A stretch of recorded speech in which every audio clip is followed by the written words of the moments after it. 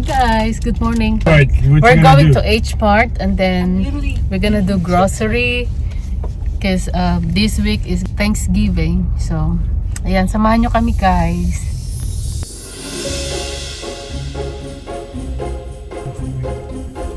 Yeah.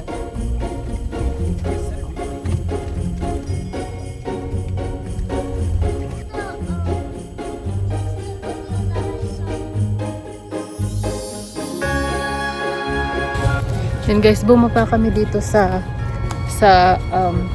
malapit sa may dagat. Alam niyo yung bridge na nag-collapse? Hindi, yung bridge na nabangga pala ng barko. Ayan, nandito kami, titingnan namin.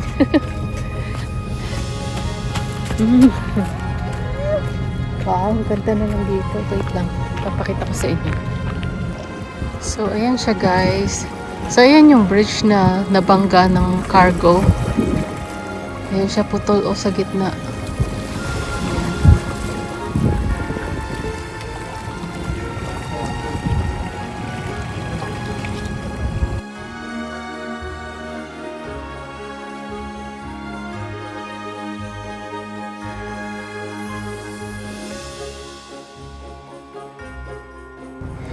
Ayan guys, nag-explore kami dito sa lumang military base.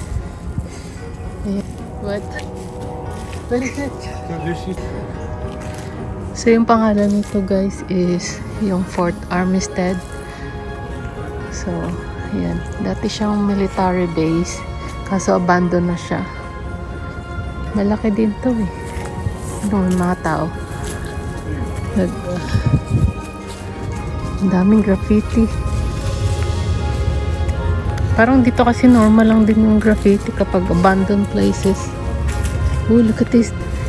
Ayan guys, may bunker dyan, oh. Ayan pa guys, oh. Parang ano siya, ayan, pader siya. Ayan.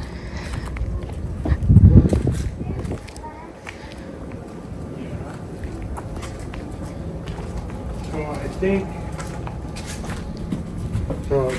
Yeah, this is similar to the ones up in Seattle. Ayan guys, alam mo yung mga Americans kahit ano pang abandon yan, talagang ini-explore nila yan basta part ng history. Yan talagang ano, pupuntahan pa rin nila yan. Bibisitahin, titignan kung ano yung ano para sa kanila cool. Oo, gusto nila yun. Yan. You had like conveyor belt. It's so cool. That looks like a jungle. Look at the vines, yeah.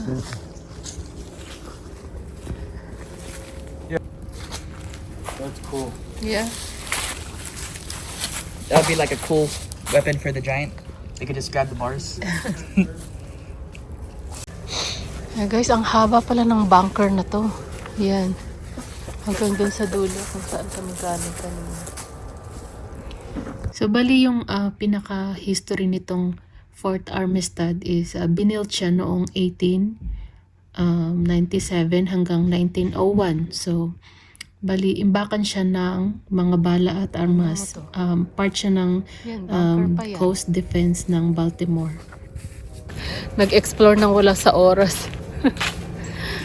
Pero maganda yung lugar even if it's old and abandoned, para pa rin siyang ano, para siyang park. Maganda siyang ano siguro pagtaguan pag may apocalypse. Yan. Tingnan mo guys, kahit abandoned na, binibisita pa rin talaga ng mga tao. Tingnan mo, may mga sasakyan dito.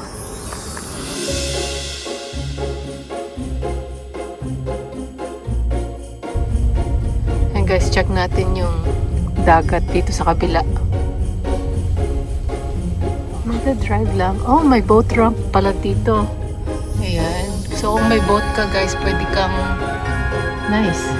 And then like this, the foot. Was it?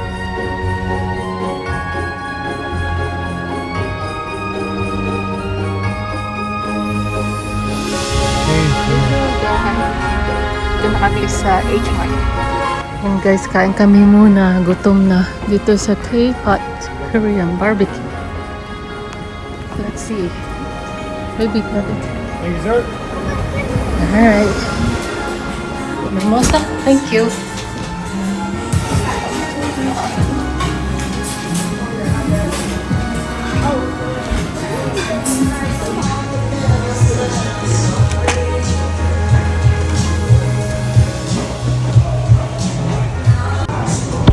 We have chicken there. Yeah. Hold on, we're gonna get a plate first. You see the plate in the bottom?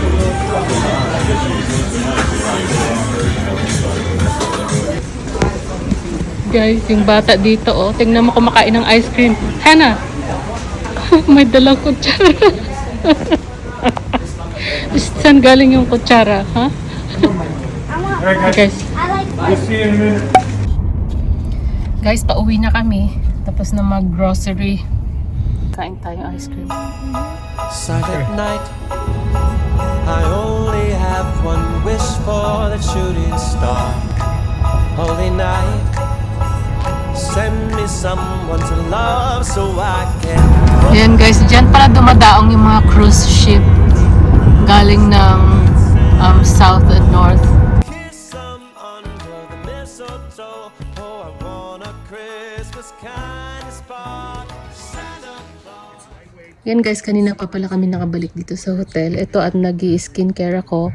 Ginagawa ko siya every once a week or pagka ganyang nagta-travel kami. Yan, talagang naglalagay ako niyan pagkabalik namin sa bahay. So yan, wag po nating pabayaan ang ating sarili, lalo na po ang ating mukha. Ayan, maraming pong salamat sa inyong panonood. Hanggang dito na lang ang aking video. See you po next time. Bye!